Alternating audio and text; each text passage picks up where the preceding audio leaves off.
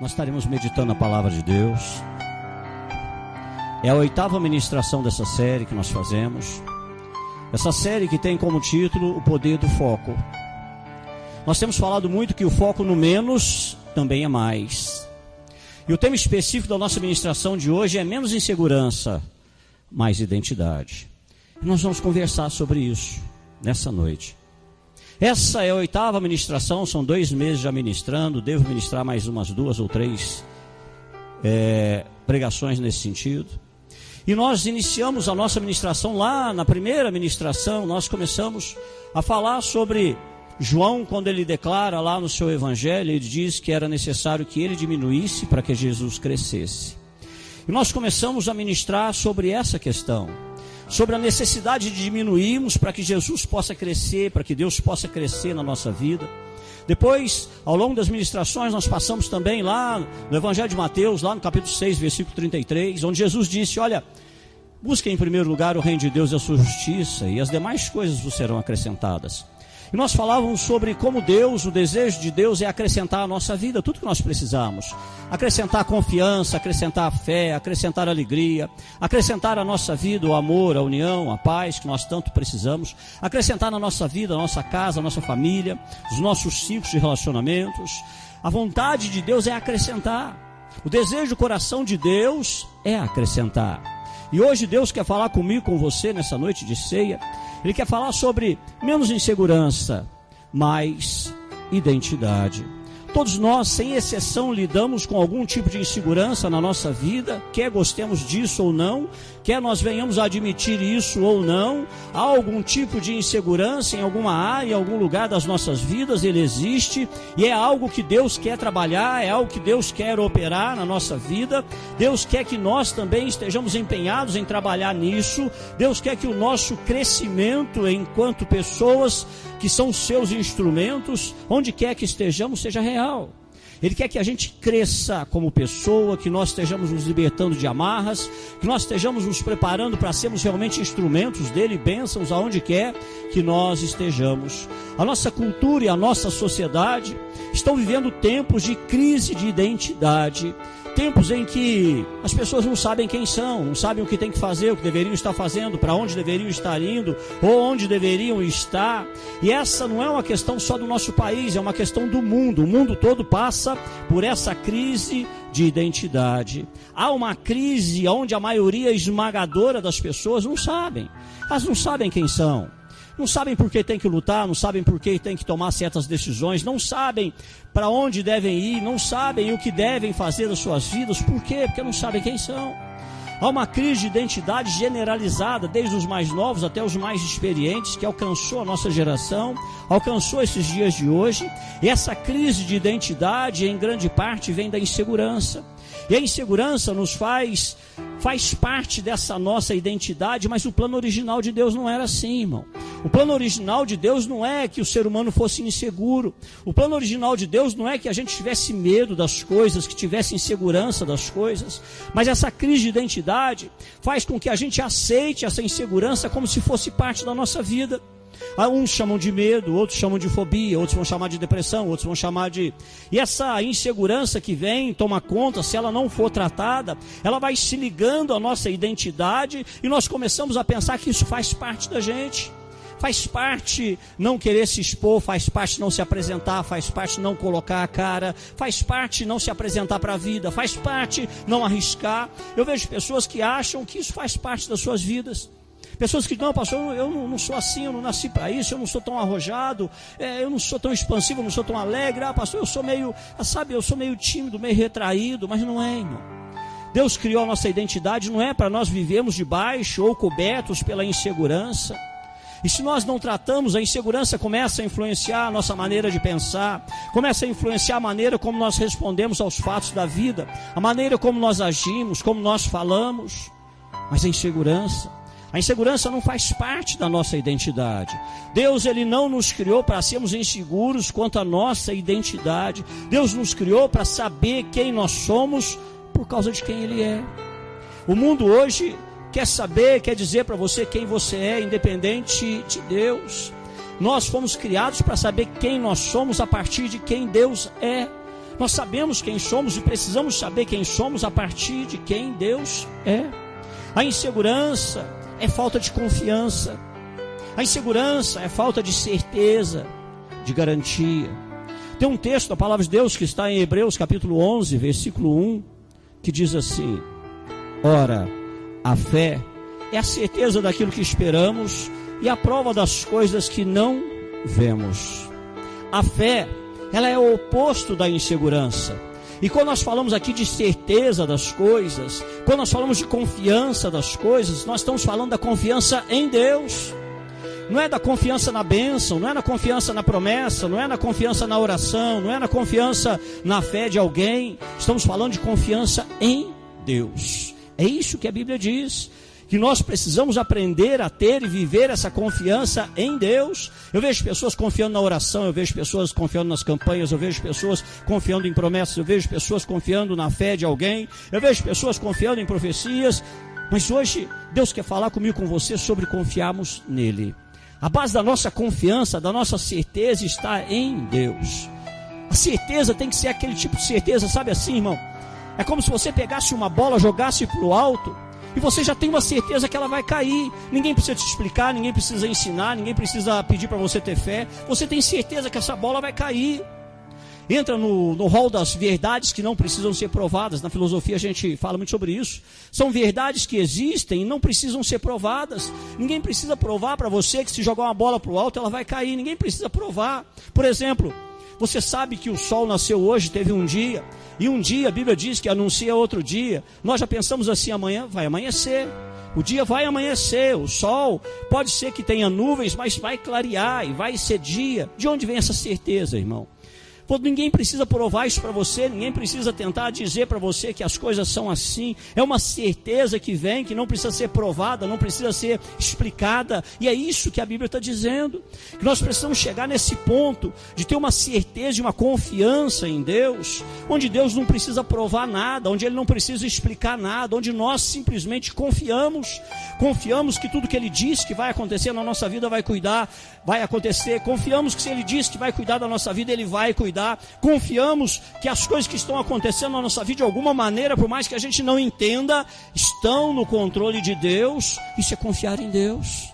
Não é confiar nas coisas, não é confiar nas promessas, é confiar em Deus.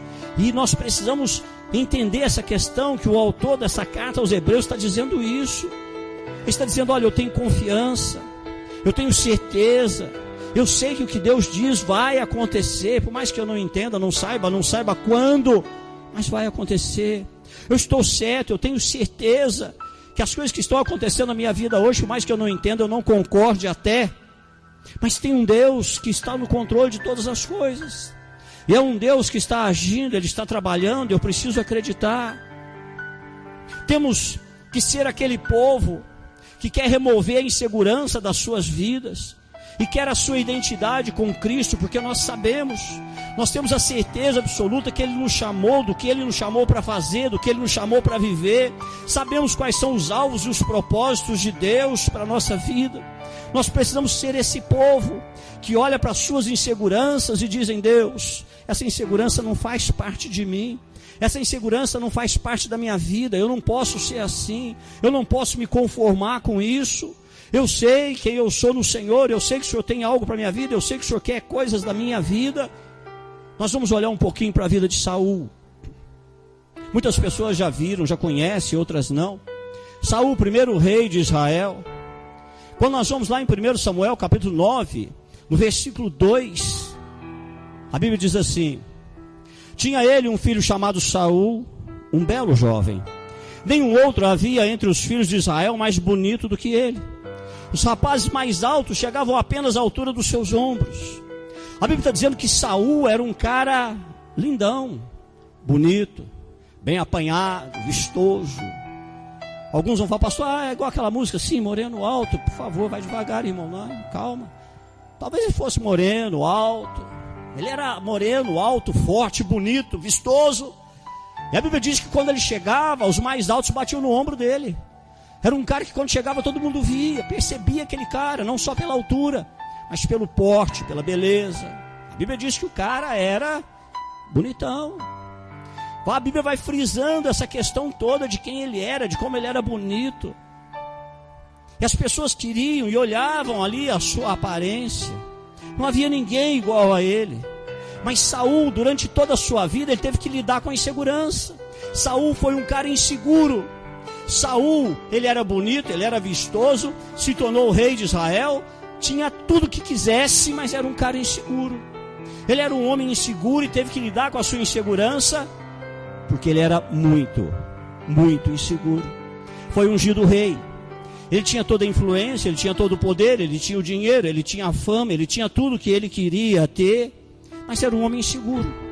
Isso nos diz, nos dias de hoje, que por mais que a gente lute por algumas coisas na vida, mas nenhuma dessas coisas que mesmo que a gente consiga, vai tirar da gente a tal da insegurança.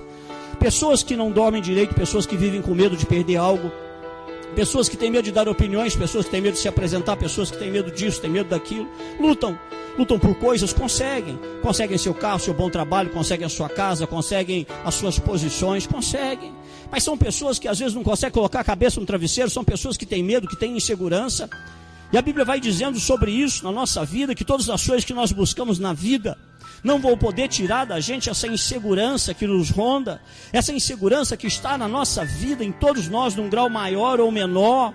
Todos nós precisamos lidar com essa questão da insegurança. Esse tema insegurança, ele é assunto suficiente para pregar aqui por meses e meses, talvez ano inteiro, mas nós vamos nos ater naquilo que Deus quer falar com você hoje, naquilo que Deus quer falar comigo, com você, com a igreja hoje. Lá em 1 Samuel capítulo 10, versículos de 21 a 23, a Bíblia diz assim: Então fez ir à frente a tribo de Benjamim, clã por clã, e o clã de Matri foi escolhido, finalmente foi escolhido Saul, filho de Quis. Quando porém o procuraram, ele não foi encontrado. Então consultaram novamente o Senhor, ele já chegou? E o Senhor disse sim, ele está escondido no meio da bagagem. Então correram e o tiraram de lá. Quando ficou de pé no meio do povo, os mais altos do povo batiam-lhe nos ombros. Saul está prestes a ser ungido. Saul foi o cara escolhido, passou tribo por tribo, foi passando, e quando vê, Deus falou assim para Samuel: esse cara aí, ó, esse aí, o bonitão, é o bonitão. Fala em bonitão, minha sogra me chamava de bonitão. É o bonitão, é esse aí, ó, esse aí. E aí quando fala é esse aí, esse vai ser o cara escolhido, é esse aí, Deus ele coloca muito firme isso. Mas aqui Saul presta a ser ungido rei. O povo queria ver esse cara, o povo queria saber quem era esse homem que Deus tinha escolhido. O povo esperava que alguém trouxesse Saul e falasse: olha, esse cara aqui, ó, esse aqui é o cara que Deus escolheu. Aí, ó, cara alto, forte, inteligente, bonito, é esse cara aí. O povo queria saber quem era. Mas aí sabe o que acontece, irmão? O povo espera, e de repente alguém fala assim: cadê Saul? Saul chegou? Olha o ponto que as coisas chegaram. Tiveram que consultar a Deus para saber onde que Saul estava. Tiveram que ir até Deus para falar: e aí, cadê o tal do Saul, o rei que o senhor falou? E Deus falou: ele está escondidinho lá no meio da bagagem, vai lá que vocês vão achar ele escondidinho. Imagina um homem dessa altura, encolhido, escondendo, batendo o queixo, batendo o joelho, com medinho de aparecer para as pessoas, medinho que as pessoas o vissem. E ele estava lá escondido naquela insegurança toda da sua vida. Saul escondido, Saul se escondendo, inseguro. E aqui Deus começa a falar a primeira coisa comigo, com você. A insegurança nos faz esconder da vida, irmão. A vida não é fácil, a vida não é justa, mas também você não pode esconder dela. Existem coisas na vida que você tem que enfrentar. A vida, existem momentos que você tem que sair e olhar para ela. Existem situações na vida que você tem que sair, se apresentar e olhar de frente. Não adianta esconder, não adianta tentar protelar, não adianta, tem certas coisas que não adianta querer empurrar para amanhã, para ver se de repente vai dar certo, se as coisas se resolvem. Não. A insegurança faz a gente se esconder. A insegurança faz a gente não se apresentar para a vida. A insegurança faz a gente não se apresentar para Deus. A insegurança faz a gente não se colocar na mão de Deus. A gente se recolhe, Alguns se recolhem porque foram magoados, machucados, entristecidos, traumatizados, se recolhem. Não querem mais passar por isso, não querem mais ter esse tipo de problema. E aí a gente vai e se recolhe em segurança, faz a gente se esconder. E nós nos escondemos da vida, nos escondemos de Deus. Nos escondemos quem nós somos, nos escondemos das pessoas. Saul está tão preso na situação que está acontecendo ao seu redor. Ele está tão preso na sua própria incapacidade, que ele começa a pensar assim: esse Deus enganou. Não sou eu, não pode ser eu, não tem jeito de ser eu não sou eu não sou bom assim. Tá certo que eu sou bonitão, mas eu não tenho condição de ser rei.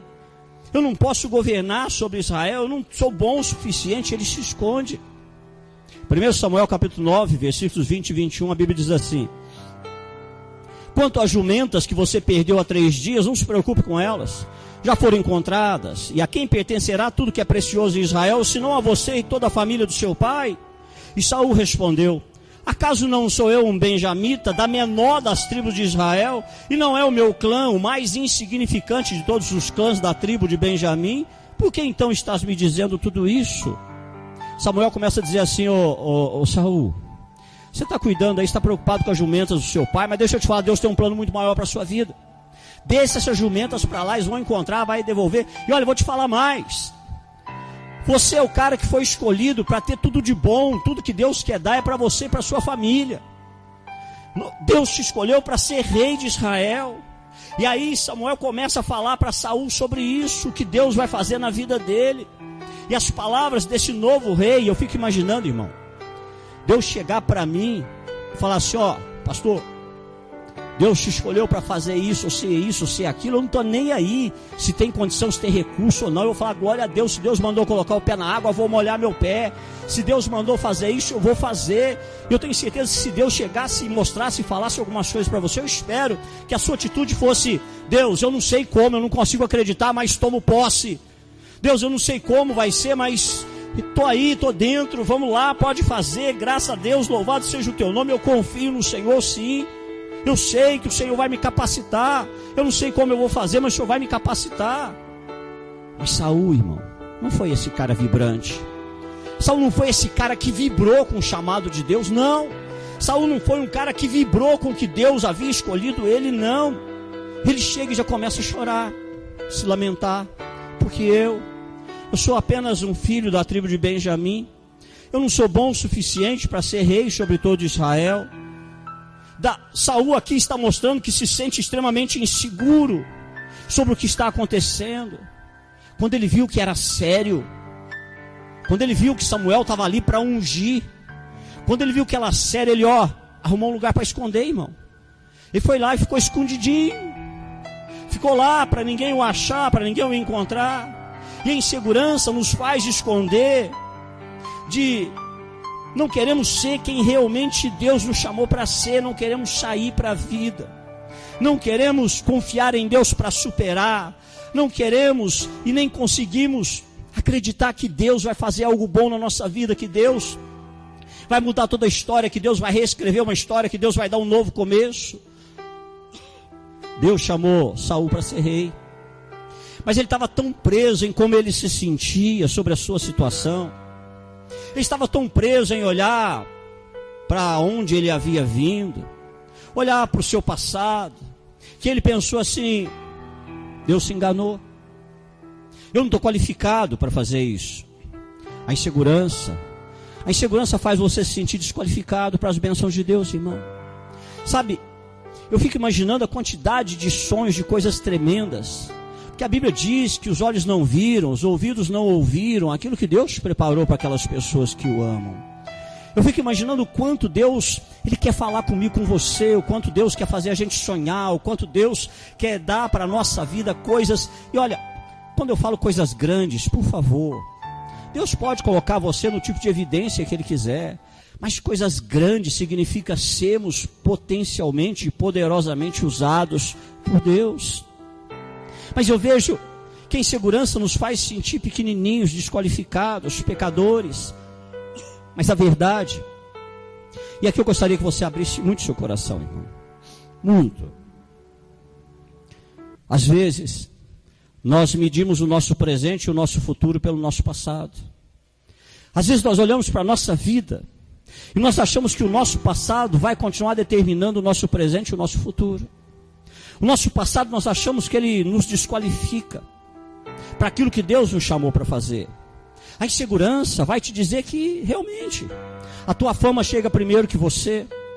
A insegurança vai dizer para você que as pessoas já te conhecem, que as pessoas ouviram já sobre você, que as pessoas ouviram a sua fama. Notícias correm. Na nossa vida a gente não acertou o tempo todo não, a gente errou muito, irmão. A gente fez muita besteira nessa vida, tomamos decisões erradas, fizemos coisas erradas, fizemos sim, fizemos. E olha, é incrível como o diabo ele faz questão de fazer com que essas coisas cheguem primeiro que a gente. Quando eu ouvi falar de você, mas a pessoa nem fala o que é que ouviu falar. E a gente começa a olhar para o nosso passado, achando que esse passado nos desqualifica para aquilo que Deus nos chamou. A insegurança vai dizendo para você que é assim, mas o Deus a quem servimos, hoje Ele está dizendo que Ele não desqualifica ninguém por causa do passado que teve, Ele não desqualifica ninguém por causa das decisões erradas que tomou, Ele não desqualifica ninguém pelos momentos de maturidade da nossa vida, Ele não desqualifica ninguém. Sabe, irmão? Mas a insegurança vem e diz que eu e você não podemos mudar, não temos direito de mudar, não temos direito de amadurecer. As pessoas sempre nos cobram pelas coisas que fizemos ontem. As pessoas nos cobram pelas decisões que tomamos ontem, pelos erros que cometemos ontem. Ontem eu era mais imaturo do que hoje. Ontem eu olhava para a vida de um jeito que não é o jeito que eu vejo hoje. Ontem eu não era tão amadurecido quanto eu sou hoje.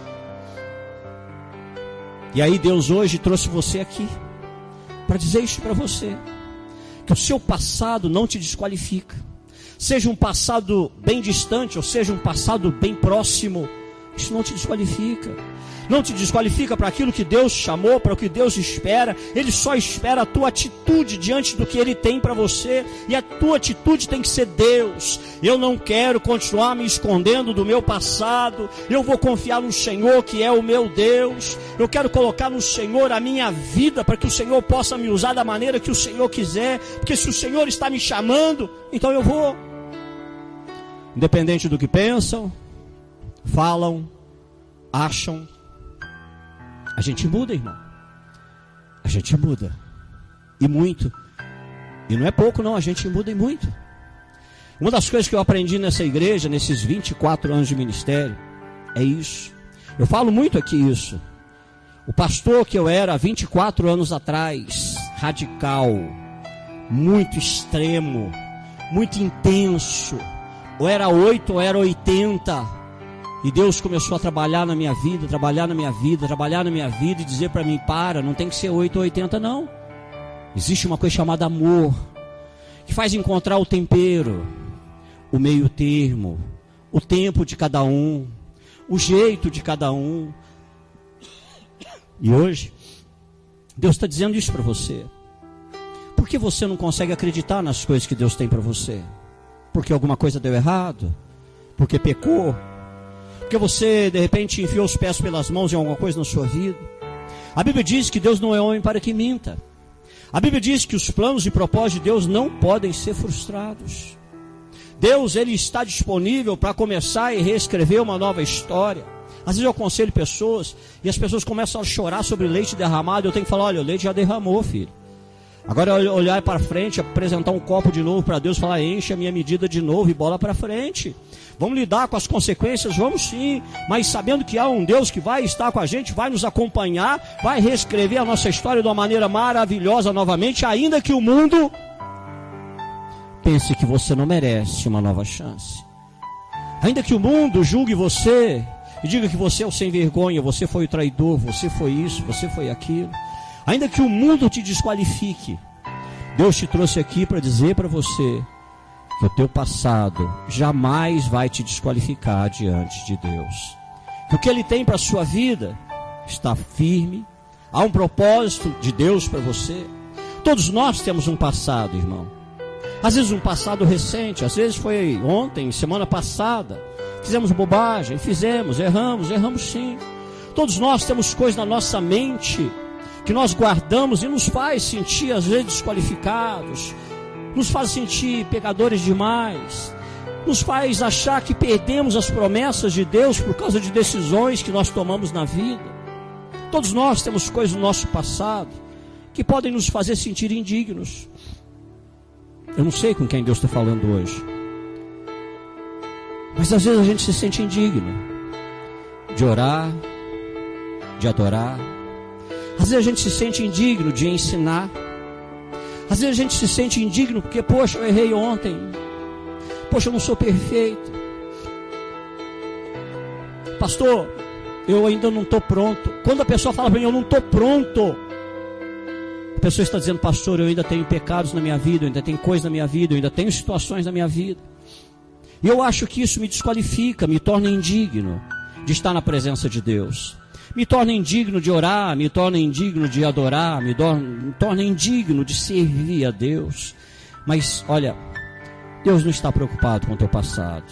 Sinceramente te falando, Deus não está preocupado com o teu passado. Deus não está preocupado com o tamanho do pecado que você cometeu ontem, seja qual ele for. Deus não está preocupado se isso foi grave demais, se não foi grave demais. Deus não está preocupado com o seu passado. Ele só quer que você acredite, que você tenha fé nele, que Ele quer reescrever a sua história. Ele quer te dar um novo começo, lindo, maravilhoso, com direito a sonhar, com direito a querer ser feliz. Isso Deus tem para você. Por isso é tão importante. Deixa eu te explicar uma coisa. Eu sei que aqui tem cristão mais antigo. Alguns eu não conheço, estão visitando a igreja, mas eu sei que são cristãos antigos. São coisas que Deus coloca no meu coração. Mas deixa eu te ensinar uma coisa, irmão. Eu sempre gosto de dizer que só conhece a graça de Deus aqueles que um dia precisaram dessa graça de Deus.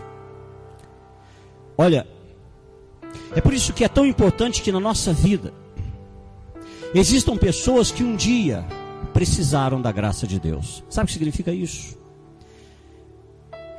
Tem pessoas nas igrejas que nunca precisaram da graça de Deus. Tem pessoas que sempre fizeram tudo certinho. Conduziram suas casas, suas famílias, não mentem, não traem, não bebem, tudo certinho, certinho, certinho. Parabéns, que Deus continue te abençoando.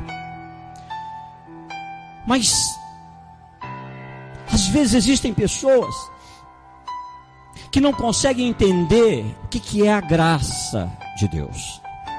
A Bíblia diz que o justo pode cair 7 vezes, mas se levantará cada uma delas. O justo pode cair 7 vezes. A Bíblia está dizendo que há uma graça de Deus disponível, inesgotável. 7 na Bíblia é o número da completude. Isso significa que não há um número limitado das vezes que Deus vai te levantar. Não, Deus está dizendo, olha, você pode cair 7 vezes. Eu vou te levantar. Cada vez que você cair, eu vou te levantar. Mas às vezes dentro das igrejas, existem pessoas que nunca precisaram desse tipo da graça de Deus. Nunca. São pessoas que medem os outros pela sua própria régua. E dizem assim, mas eu nunca fiz isso, não está certo você fazer. Não, eu não admito isso. Não, eu não aceito. Você tem que ser modelo, você tem que ser exemplo. O nosso modelo é Jesus Cristo, irmão. Nosso modelo é Jesus Cristo. Mesmo Paulo, quando ele se coloca como modelo, mas ele também depois diz assim, olha, o bem que eu quero fazer eu não faço. O mal que eu não quero fazer, esse eu acabo fazendo. Hoje Deus está dizendo para você que está aqui, que você precisa de conhecer e de ter um encontro com pessoas que cresceram no conhecimento da graça de Deus. Porque existem pessoas que, apesar de muito tempo de igreja, ainda não tiveram uma experiência real com a graça e o amor de Deus. São as pessoas que experimentaram a graça de Deus.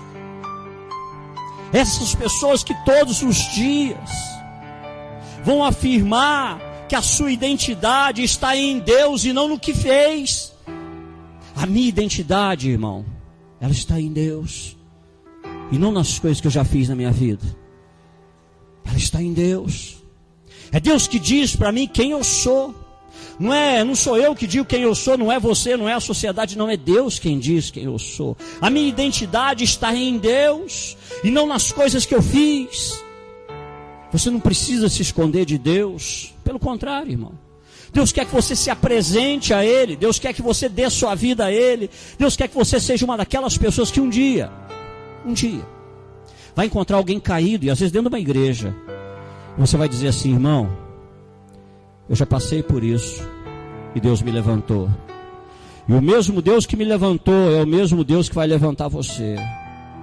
Nós não estamos aqui para te julgar nem te medir. Nós estamos aqui para te dar a mão e te ajudar a levantar novamente em nome do Senhor Jesus. Só faz isso quem um dia precisou da graça de Deus, irmão. Só faz isso quem um dia precisou da graça de Deus. Lá em 1 Samuel capítulo 13, os versículos de 5 a 12, a Bíblia diz assim: os filisteus reuniram-se para lutar contra Israel. Com 3.000 carros de guerra, 6.000 condutores de carros e tantos soldados quanto a areia da praia. Eles foram a Miquimás, a leste de Bet-Aven, e lá acamparam. Quando os soldados de Israel viram que a situação era difícil, que seu exército estava sendo muito pressionado, esconderam-se em cavernas e buracos entre as rochas, em poços e cisternas. Alguns hebreus até atravessaram o Jordão para chegar à terra de Gade e Gileade. Saul ficou em Gilgal, e os soldados que estavam com ele tremiam de medo. Ele esperou 7 dias, o prazo estabelecido por Samuel, mas este não chegou a Gilgal, e os soldados de Saul começaram a se dispersar. Então ele ordenou: tragam-me o holocausto, os sacrifícios de comunhão. Saul ofereceu então o holocausto, e quando ele terminou de oferecê-lo, Samuel chegou, e Saul foi saudá-lo, e perguntou-lhe Samuel: o que você fez? Saul respondeu: quando vi que os soldados estavam se dispersando, e que você não tinha chegado no prazo estabelecido, e que os filisteus estavam reunidos em Miquimás, pensei: agora os filisteus me atacarão em Gilgal, e eu não busquei o Senhor. Por isso senti-me obrigado a oferecer holocausto. A insegurança faz você querer agradar todo mundo, irmão. A insegurança faz você querer ficar bem na fita com todo mundo. A insegurança faz com que você queira agradar todo mundo, e deixa eu te falar, querer agradar todo mundo é viver o estilo de vida mais cansativo que pode existir. Porque ninguém consegue agradar todo mundo, é impossível que isso aconteça. Não fomos feitos para agradar a todos, fomos feitos para agradar a Deus e amar o nosso próximo. Nós fomos feitos para isso. Mas a nossa cultura, principalmente essa história desses tempos de politicamente correto, nos faz olhar ao redor e precisar da aprovação das outras pessoas, precisar da atenção das outras pessoas, a ponto de mudar a nossa maneira de viver e sair fora do papel, do estilo de vida que Deus nos chamou para viver. Porque estamos tão empenhados em agradar todo mundo, estamos tão preocupados com a opinião das pessoas, o que elas pensam ou não pensam. São pais preocupados com filhos. Às vezes eu aconselho pais que choram rios de lágrimas porque os filhos falaram isso ou falaram aquilo. E às vezes são esposas preocupadas porque os maridos, são maridos preocupados porque as esposas, são membros de igreja preocupados porque o irmão, porque o pastor. Deixa eu te falar, irmão, tentar agradar a todos não é só cansativo, mas acaba fazendo você escolher entre agradar a Deus e agradar, por exemplo, o namorado ou a namorada. Você é jovenzinho, você é adolescente, você já é adulto também, que está no relacionamento, seja namorando, ficando. Você vai chegar num ponto que você tem que tomar uma decisão: você agrada a Deus ou você agrada essa pessoa do seu relacionamento? Ou você agrada a Deus ou você agrada essa pessoa que está te pedindo algo e que você sabe que é contrário àquilo que Deus tem para a sua vida. Você vai passar momentos na vida que ou você vai agradar a Deus ou vai agradar o patrão, em coisas que o patrão vai te pedir e que Deus não te permite, que Deus diz que você não deve fazer, que não é assim. São tempos em que você vai ter que decidir ou agradar a Deus ou desagradar seus filhos para poder educar seus filhos. Esse recadinho fica principalmente para quem tem filho único ou filha única. Às vezes, irmão, a tristeza do nosso coração é saber que a gente tem que desagradar nossos filhos para poder educar. A maneira de agradar nossos filhos é dar tudo o que eles querem, fazer o que eles querem. A maneira de educar, que é agradar a Deus, muitas vezes é desagradar a eles. Eles vão ficar chateados, falar que a gente não gosta deles, falar que a gente não está nem aí com eles, que a gente não quer que eles sejam felizes. É escolha entre agradar a Deus ou agradar a sua ideologia ou o seu político de estimação, que não vive nem defende os princípios cristãos. É agradar a Deus ou ficar em dia com a tendência da moda ou da cultura. O propósito de todo cristão verdadeiro, irmão, é obedecer a Deus, é viver e defender os princípios do reino de Deus. Não permita que as expectativas das pessoas ao seu redor façam você sair do papel que Deus preparou você. Às vezes, as pessoas esperam muito da gente. Às vezes as pessoas esperam mais do que a gente pode dar. Às vezes as pessoas esperam mais do que a gente pode oferecer.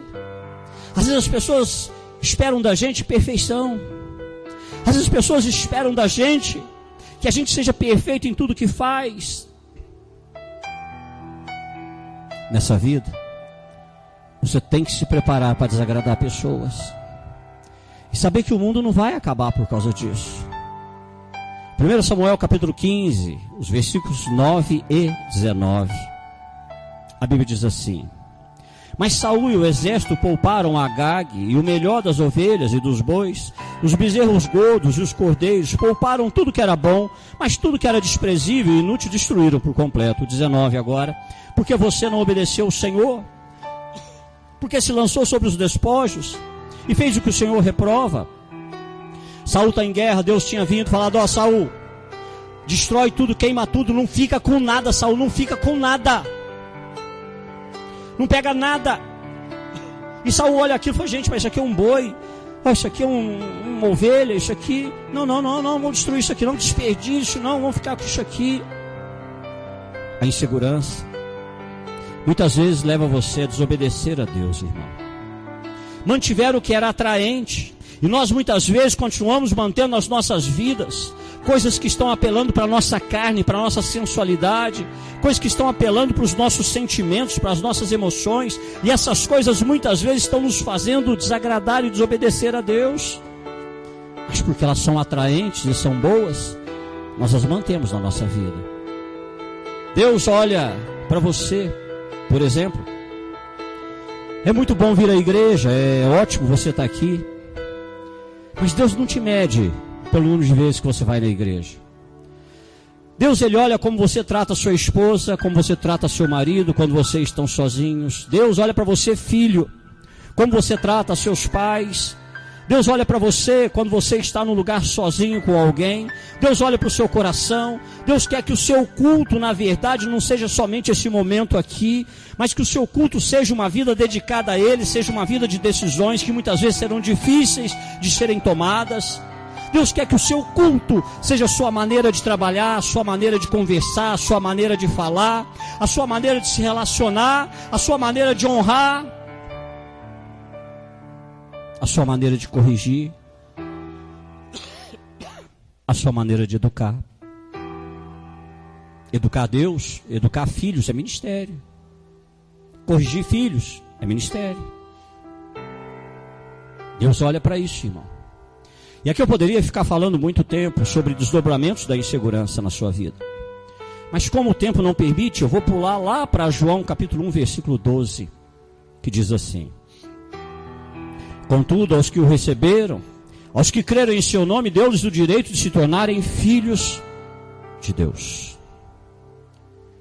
Se você quer viver essa vida, superando a insegurança que ainda está em você, o mundo diz que você tem que descobrir quem você é. Mas hoje nós estamos vendo e Deus dizendo que eu nunca vou descobrir quem eu sou até eu descobrir de quem eu sou. Você jamais saberá quem você é até que você saiba de quem você é. É por isso que o mundo quer tirar Deus. É por isso que o mundo quer tirar Jesus. É por isso que o mundo não quer que você seja de Deus. É por isso que o mundo não quer que você descubra de quem você é. Porque quando você descobre de quem você é, você começa a saber quem você é. O mundo não quer que você saiba que Jesus é o seu Salvador.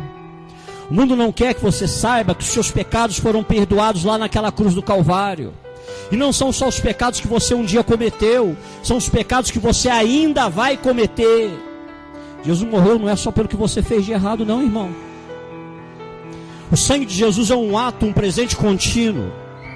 Pecados que você ainda vai cometer, decisões que você ainda vai tomar, que não são boas, não são agradáveis. E é por isso que hoje, a grande questão da sua vida, da minha vida, é descobrir de quem eu sou. Eu preciso descobrir isso. Essa resposta. Quando João Batista batizou Jesus, veio uma voz do céu, e essa voz não disse: esse é o Messias. Essa voz não disse: esse é o libertador. Essa voz não disse: esse é o Salvador. A primeira coisa que essa voz disse: este é o meu filho amado, em quem me comprazo. Este é o meu filho amado, em quem eu tenho prazer. A coisa mais importante da nossa identidade é saber quem somos. Saber quem somos porque eu sei de quem eu sou. E é por isso, irmão, é por isso que a nossa cultura, a nossa sociedade, nessa crise de identidade, quer que você se perca nesse processo de saber quem é Deus na sua vida. Não quer que você conheça o amor de Deus, a graça de Deus. Hoje, Deus te trouxe aqui para dizer para você que você é filho e filha amada de Deus. Não importa o que você fez, não importa a situação que você está lutando com ela ainda, e talvez você ainda esteja vivendo uma situação complicada, difícil. Pastor, eu fumo um baseadinho. Deus te trouxe aqui para dizer que você é filho amado de Deus. Deus te trouxe aqui para dizer que você é filha amada de Deus. Deus te trouxe aqui para dizer para você que a sua identidade não está no que você está fazendo, ela está em quem você é, em Cristo Jesus. E eu e você somos filhos e filhas de Deus. Às vezes nessa igreja acontece algumas coisas.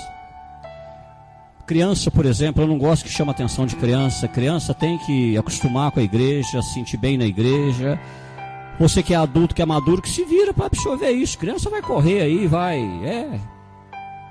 Mas também às vezes por aquelas portas, de vez em quando acontecem algumas coisas. Uma delas, sempre entra algumas pessoas aí bêbadas e a última que teve aqui, ele entrou, ele veio, todo mundo sentado aí no culto de manhã. Ele ficou em pé aqui, ó. Eu pregando, ele em pé aqui o tempo todo. Estava bêbado, não estava cheirando bem. Estava aqui, ficou aqui. O pessoal já me conhece, sabe como é que funciona. Se tiver belezinha, deixa ele aí. E aí ficou o culto inteiro. Terminou o culto, cumprimentou, tal. Hoje a Thaís falava para mim que esse indivíduo tentou tirar a própria vida e está desenganado pelos médicos. E eu comecei a pensar algumas coisas, irmão. E uma delas, a mensagem do amor de Deus não tem limite. Eu tenho que falar para você hoje que Jesus te ama, e amanhã eu tenho que te falar que Ele te ama, e depois da manhã eu tenho que falar que Ele te ama, e depois de amanhã eu tenho que falar que Ele tem um grande plano na sua vida. Sabe por quê? Porque eu nunca sei qual é o dia da virada da tua vida. Eu não sei se vai ser hoje, eu não sei se é a próxima vez. É por isso que aqui às vezes você vai olhar: nossa, mas o pastor passando a mão na cabecinha, nossa, mas o pastor, ele tá assim, sabe por quê? Eu nunca sei qual é o dia da virada da tua vida. Qual é aquele dia em que a tua vida vai mudar por completo. Eu não tenho bola de cristal. Eu só tenho que falar para você todos os dias: Jesus te ama. Jesus te ama. Jesus tem um grande plano para você. Olha, independente do que você está fazendo, talvez você se sinta indigno, mas Deus tem um plano para você. Mocinha, vocês estão aqui dançando, aqui adorando a Deus, coreografia para lá e para cá. Deus sabe as lutas que vocês enfrentam. Deus sabe que vocês dão uma escorregada de vez em quando. Deus sabe. E eu procuro tratar como pai. Às vezes a gente fica meio firme, mas como pai, de dizer: olha, Jesus ama vocês. Jesus ama vocês. Ele tem um grande plano para vocês. Talvez as pessoas julguem vocês, outros vão dizer para vocês: ah, mas... Às vezes até vai dançar em alguma igreja, alguém fala: nossa, mas é ela que está ali. É sim, irmão. Alguém vai julgar a igreja por causa delas? Vai julgar a igreja por causa delas. Por isso que eu já falei, não preocupa não, pastor, tem o Espírito Santo aqui para nos ajudar, a igreja não é minha, ela é de Jesus, fica tranquilo. Fica tranquilo. Aí sabe por que ela chora? Olha ali, sabe por que ela chora, irmão? Ela chora porque às vezes a última coisa que a gente acha que nunca iria ouvir é que Jesus nos ama da forma que estamos e que é Ele quem vai fazer as mudanças na nossa vida. É Ele, irmão.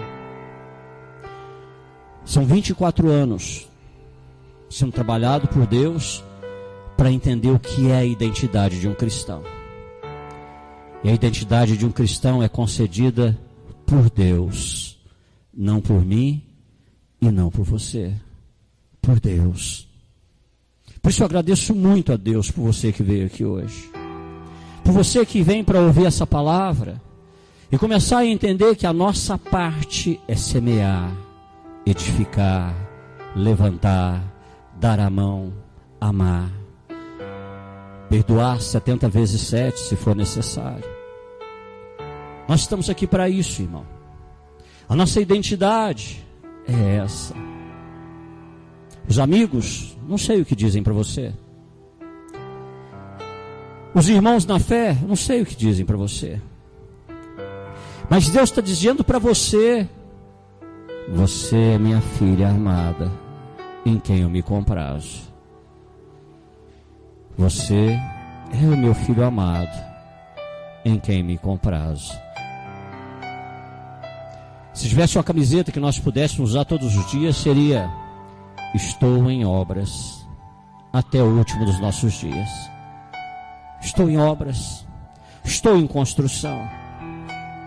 E hoje Deus está dizendo para mim e para você que Ele não me enxerga como alguém em obras. Ele sabe como eu serei como produto acabado nas mãos de Deus, trabalhado nas mãos de Deus. Talvez alguém aqui hoje esteja se sentindo longe de Deus, distante de Deus. Talvez alguém aqui esteja se sentindo indigno. Mas hoje Deus está dizendo para você que você nunca estará fora do alcance das mãos dEle, que as mãos dEle jamais estarão encolhidas para que não possa te abençoar. Deus está dizendo que não existe abismo profundo demais que você esteja, que a mão dEle não possa te alcançar. Ele vai reescrever a sua história. Hoje Ele está dizendo que Ele te ama muito. E Ele se importa com você e o plano que Ele tem para você. O passado não pode impedir. As suas inseguranças não poderão impedir, porque Ele está trabalhando em você. Não é sobre o que eu faço. Não é sobre quem eu conheço. Não é sobre o que as outras pessoas falam de mim. Não é sobre quem eu sou. Mas sobre de quem eu sou. E eu sou filho amado de Deus. E você também. Nossa, pastor, mas eu fiz isso, queria tanto voltar atrás. Tem coisa que não tem jeito de voltar atrás, não. Tem coisa que é olhar para cima, agarrar na graça de Deus e bola para frente. Tem coisa que não tem jeito de consertar, irmão. Não tem. O que sobra é arrepender, você e Deus, e bola para frente. Vamos colocar de pé, nós vamos orar.